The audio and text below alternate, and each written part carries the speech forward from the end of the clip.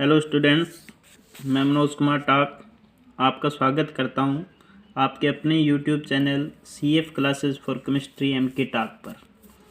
आज जो हम टॉपिक डिस्कस करने जा रहे हैं वो है ठोसों के प्रकार, टाइप्स ऑफ सॉलिड। ठोसों के प्रकार।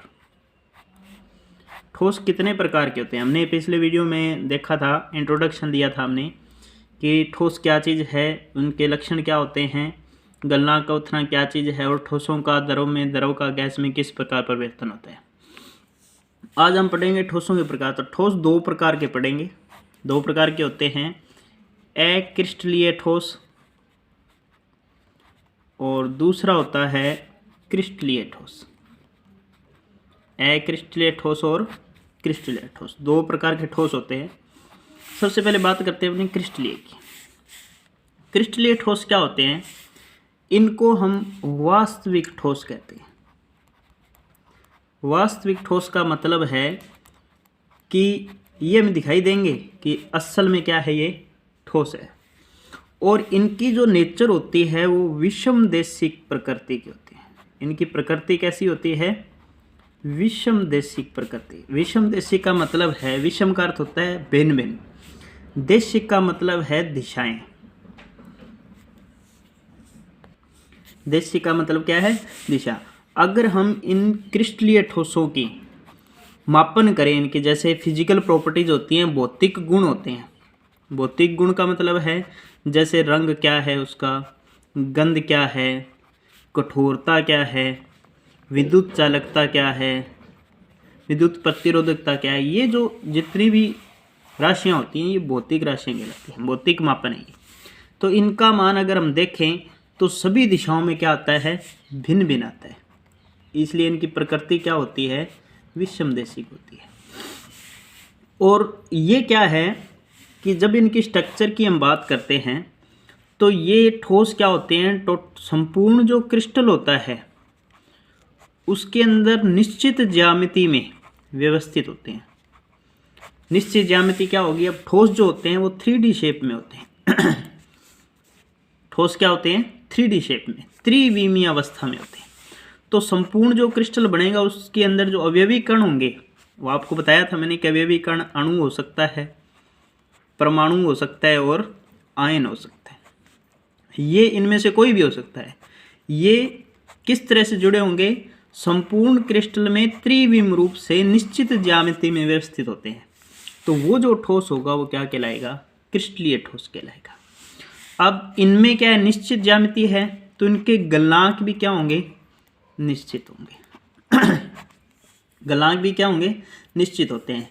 और अगर हम इनके शीतलन वक्र की बात करें तो शीतलन वक्र जो होते हैं वो इनके असतत होते हैं।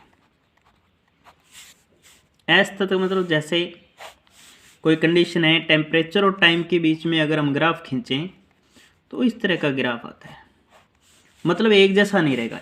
तत्व प्रकार तो क्या होता है? ऐसे कि जैसे जैसे समय बढ़ता है तो एक कंटिन्यूसली वक्र प्राप्त होता है। लेकिन असतत का मतलब है कि पहले तो कम हो गया, फिर एक कंडीशन में आके इक्विलिब्रियम स्टेट आ गई, साम्यावस्था आ गई, फिर दोबारा क्या हो गया? कम हो गया। तो ये इस प्रकार के जो वक्र हैं असतत वक्र कहलाते हैं। और ये गुण किसका है? क्रिस्टलीय ठोस का। ठीक है। अब इसके एग्जाम्पल क्या हो सकते हैं? जैसे suppose for example rock salt. Rock salt होता है NaCl का सूत्र, रॉक साल्ट बोलते हैं। ये एक क्रिस्टलीय ठोस है। दूसरा एग्जाम्पल देखें, सुक्रोज। सुक्रोज होती है चीनी जो गन्ने से बनती है। डायमंड, हीरा, ये भी क्रिस्टलीय ठोस है। KCl, K2SO4, K2CO3, या धातु में सिल्वर, कॉपर, गोल्ड, क्वार्टज, ये सारे एग्जाम्पल किसके कहते हैं? क्रिस्टलीय ठोस के एग्जाम्पल। अगर हम इनकी स्ट्रक्चर की बात करें तो इसमें इस तरीके से स्ट्रक्चर आती है। ये एक अवयवी कण है, ये कोई दूसरा अवयवी कण है, ये कोई तीसरा अवयवी कण है, चौथा अवयवी कण है, ये पांचवा है, ये छठा है। इस तरीके से ये जुड़े हुए होते हैं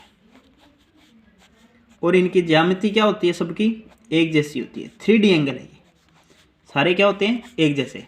तो इनमें जो ये पॉइंट होते हैं जिनसे ये मिलकर बने हैं, ये जो कॉर्नर हैं, जैसे ये रिंग है एक तरीके से बेंजीन रिंग, ये जो कॉर्नर हैं इनको हम अवयवी कण बोलते हैं। इनको क्या बोलते हैं हम, अवयवी कण बोला जाता है। और इनके बीच में जो जगह रह गई, इनके बीच में जो क्या रहेगी, जगह, गैप रह गया, इस गैप को रिक्त स्थान बोलते हैं। ये क्या है, असल में इसका जो नाम होता है वो होता है अंतराकाश। और एक क्रिस्टलीय संरचना के अंदर इस अंतराकाश को बोला जाता है जालक बिंदु। क्या बोला जाता है, जालक बिंदु है। अब अपने बात करते हैं अक्रिस्टलीय ठोस की। अक्रिस्टलीय ठोस में इसका जस्ट उल्टा, ऐसे ठोस पदार्थ जिनके संपूर्ण क्रिस्टल में अवयवी कण निश्चित ज्यामिति में नहीं पाए जाते। संपूर्ण क्रिस्टल में अवयवी कण निश्चित ज्यामिति में नहीं होते, अस्त व्यस्त संरचना होती है, वो अक्रिस्टलीय ठोस कहलाते हैं। और इनमें क्या होता है, जब इनकी निश्चित ज्यामिति नहीं होती तो इनके जो वक्र होते हैं वो सतत प्रकार के होते हैं। आपको मैंने ऊपर बताया था, ये वाला जो वक्र है इस प्रकार के होते हैं। और सतत वक्र होने के कारण इनकी प्रकृति जो हो जाती है वो हो जाती है समदेशिक। समदेशिक का मतलब है, सम मतलब समान, दिशा मतलब देशिक। सभी दिशाओं में अगर हम फिजिकल प्रॉपर्टी, हमने ऊपर पढ़ा था कि रंग, गंध, कठोरता, विद्युत चालकता, विद्युत प्रतिरोधकता, अपवर्तनांक, जो भी चीज़ें हैं वो भौतिक गुणों का मान सभी दिशाओं में क्या आता है, समान आता है। तो वो समदेशिक प्रकृति के, ठीक है। इसका मतलब क्या है कि जैसे कोई यही है, जैसे अगर इसके ऊपर मैं चोट कर दूं तो ये इसकी संरचना क्या हो जाएगी, विकृत हो जाएगी। विकृत होकर कोई ऐसी टेढ़ी मेढ़ी स्ट्रक्चर बन जाएगी, कोई कैसी बन जाएगी। लेकिन अवयवी कण तो हैं, ऐसे बनेगी। तो ये यहाँ जहाँ से मिल रहे हैं यहाँ अवयवी कण बन गए ये, ठीक है। ये अवयवी कण है लेकिन इनकी संरचना क्या हो गई, विकृति। अब 3D के अंदर प्रॉपर नहीं है तो अक्रिस्टलीय ठोस कहलाते हैं। और इनमें क्या होता है, समदेशिक प्रकृति होने के कारण इनमें द्रवों के समान प्रवाह की प्रकृति होती है। जैसे द्रव प्रवाहित होते हैं वैसे द्रवों के समान प्रवाह की प्रकृति पाई जाती है। इसका मतलब क्या हुआ कि प्रवाह तो होगा लेकिन प्रवाह क्या होता है, मंद गति से होता है। इसलिए इन्हें अतिशीतित द्रव, इसलिए इन्हें क्या कहा जाता है, अतिशीतित द्रव, सुपर कूल्ड लिक्विड कहा जाता है। या अब ये अक्रिस्टलीय ठोस है तो मतलब ठोस तो हैं, दिखाई ठोस जैसे देते हैं लेकिन असल में ठोस नहीं है। तो इनका एक दूसरा नाम होता है आभासी ठोस।